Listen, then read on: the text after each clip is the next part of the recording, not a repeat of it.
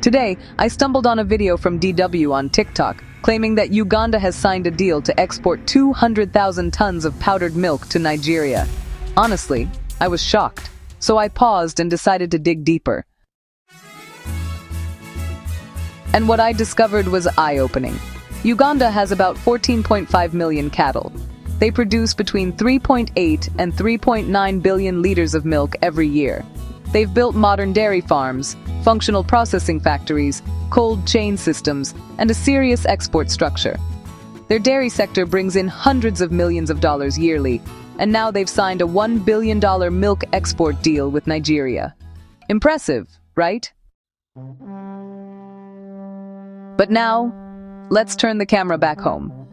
Nigeria has 20 to 21 million cattle, one of the largest herds in Africa. Yet we only produce 600 to 700,000 tons of milk yearly, even though we consume 1.6 to 1.7 million tons. Meaning what? We import around 60% of the milk we drink, and every year we spend over $1.5 billion importing milk and dairy products. Meanwhile, the average Nigerian cow produces just 0.5 to 1.5 liters of milk per day, because our livestock system is still stuck in a traditional model from decades ago.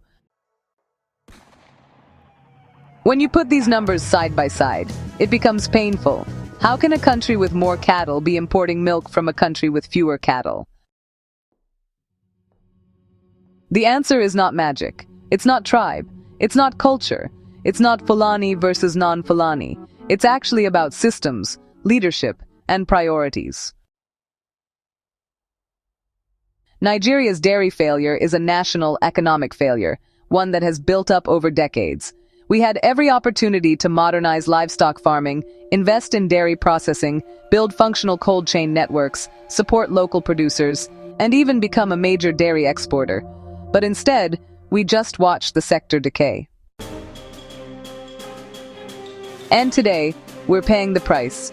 Rising food prices, weak local production, heavier dependence on imports, lost economic opportunities, and even a worsening security crisis linked to rural poverty and land competition.